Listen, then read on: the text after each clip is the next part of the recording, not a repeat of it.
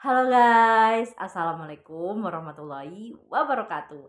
Ketemu lagi bersama aku Ratu Eka BKJ, tentunya di channelnya Ratu Eka BKJ. Tadi kan aku udah posting cover puisi karya W.S. Rendra beserta analisis interpretasi dengan situasi saat ini. Masih relate enggaknya gitu kan? So, untuk selanjutnya, Ratu Eka BKJ mau baca puisi lagi, tapi ini puisi original karya langsung dari Ratu Eka BKJ. So, penasaran? Langsung aja guys, check it out.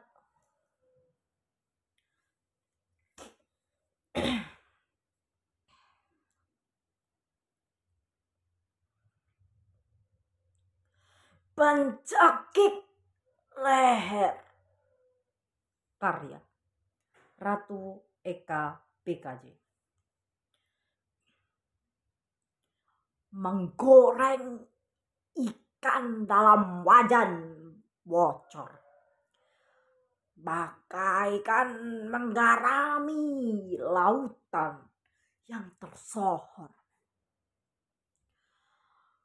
Gemboran suara untuk telinga mereka menjadi formalitas biasa, menjadi formalitas belaka. Tak lagi diproduksi vitamin-vitamin. Bahkan pemuda pejuang itu dikejar-kejar bawa pistol negara, padahal dia menjunjung warna putih.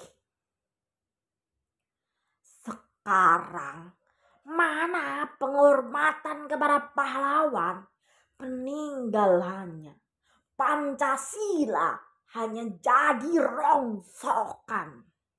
Pancasila hanya jadi hafalan di kepala. Tapi Pancasila tidak bisa dimaknai dan diterapkan. Kini Pancasila hanya menjadi slogan, hanya menjadi bendera-bendera berkibar. Pancasila hanya mengemis makna. Sedang mereka malah memalingkan muka. Aku melihat telinganya masih utuh dua, namun tak berfungsi. Apa itu telinga babi? Aku melihat matanya masih utuh dua, namun tak berarti. Apa itu mata buaya? Undang-undang dirombak, diobrak-abrik oleh tikus, dijadikan pisau yang menusuk rakyat, dijadikan gergaji untuk menyakiti ibu pertiwi demi membesarkan kepala, demi menyuguhkan surga kepada pihak asing-asing itu. Jika terus mengandalkan mulutmu itu yang mulusnya seperti lehermu dan mencekik leher kami, tunggu saja waktu mainnya. Kita akan dicekik rame-rame oleh negara lain. Karya Ratu Eka BKJ. Terima kasih guys.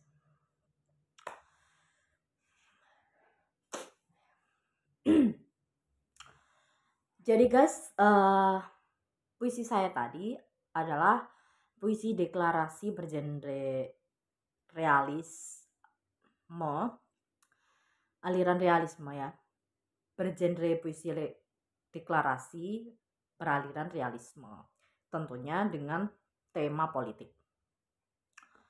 Karena memang salah satu tokoh sastra favorit saya itu adalah W.S. Rendra, dan W.S. Rendra kan sering juga membuat puisi-puisi kritik terhadap politik gitu. Nah,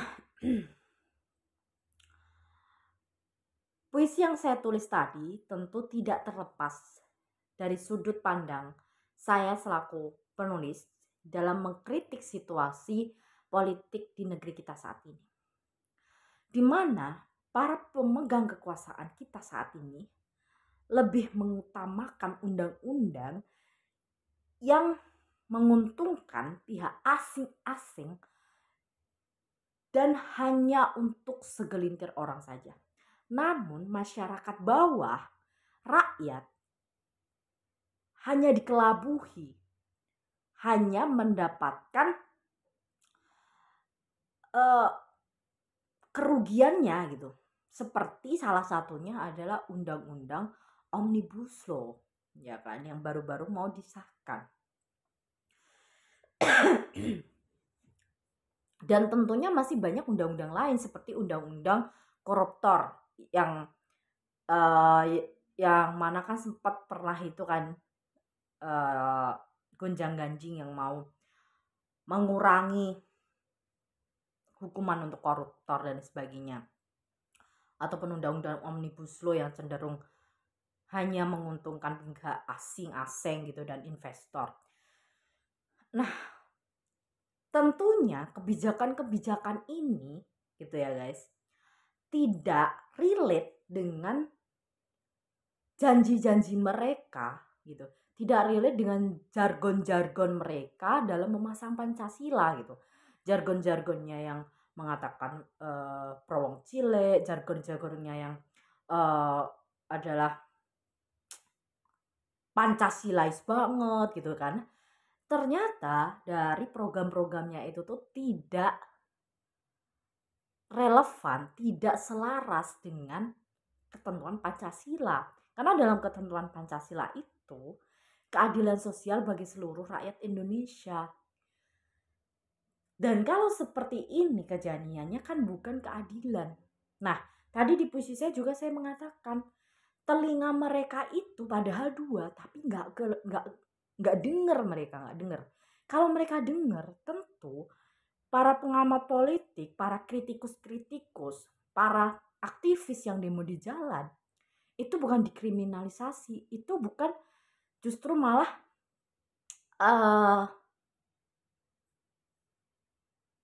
dideskripsikan. Harusnya kalau mereka punya telinga beneran, punya mata beneran, kritik-kritik itu menjadi refleksi, menjadi perbaikan diri gitu, perbaikan program-program gitu untuk lebih baik lagi. Ini nyatanya tidak. Koruptor semakin meningkat, undang-undang juga lebih banyak menguntungkan pihak kapital, lebih menguntungkan pihak asing ya kan. Bahkan berita terbaru kemarin itu kan tadi berita yang saya sebutkan tadi, warga Rempang digusur. Dan ketika kita lihat pidato presiden kita, dia cuma mengatakan miskomunikasi, harusnya dikasih ganti rugi uang. Padahal masyarakat yang dibutuhkan tidak sekedar uang, mereka itu membutuhkan dusun mereka ya kan, desa mereka gitu, bukan semainya seperti itu untuk kebutuhan ataupun kepentingan kapital gitu. Nah, dari kritik puisi yang saya tulis tadi dengan judul Pencekik Leher, tentu kalau kita relate-kan dengan karyanya W.S. Rendra juga ya, yang itu ditulis pada tahun 2008. Pada waktu itu pemerintahannya, presidennya tentunya bukan presiden saat ini. Ternyata kritik ini karena ketika kita korelasikan, integrasikan, ternyata hampir mirip-mirip kan. Artinya situasi politik sekarang, saat saya mengkritik situasi politik saat sekarang ini dan saat W.S. Rendra dulu masih hidup mengkritik situasi politik zaman dulu, ternyata nggak ada bedanya. Artinya apa? Artinya itu kita udah ganti presiden berkali-kali pun itu ya sih tidak ada kemajuan yang signifikan gitu. Tidak ada perubahan yang apa ya? Perubahan yang benar-benar konstruktif gitu, nggak ada gitu. Wajar kalau kita misalnya kalau denger kritik-kritik Rocky Gerung yang pedas ya, dan bahkan Rocky Gerung mengatakan buat apa memuji pemerintah itu gitu kan, karena itu udah harusnya tugasnya. Dan selain itu juga pemerintah nyatanya kalau kita lihat teks-teks kritik yang nggak ada bedanya dengan pemerintah yang dulu-dulu gitu. Artinya memang situasi negara gitu ya tidak tidak ada perubahannya secara signifikan gitu guys. Oke, mungkin itu saja dari Ratu Eka BKJ. Semoga ini bisa menjadi refleksi bagi kita semuanya. Semoga muncul jiwa-jiwa nasionalis kita untuk memperbaiki negeri ini, dan semoga pemerintahan kita gitu ya bisa berubah, karena dikaruniai Tuhan, dikaruniai Allah itu telinga dua, mata dua gitu ya. Harusnya bisa melihat fenomena sosial gimana situasi rakyat, dan harusnya bisa mendengar para kritikus-kritikus, bukan mengkriminalisasi, bukan justru malah mendeskripsikan atau menuduh yang enggak-enggak. Harusnya bisa mewujudkan Pancasila itu dalam implementasi nyata, bukan sekedar jargon-jargon ataupun sekedar gila apa ya,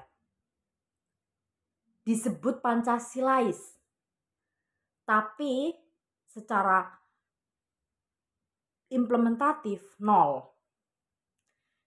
Jangan hanya menjadikan Pancasila itu sebagai nama.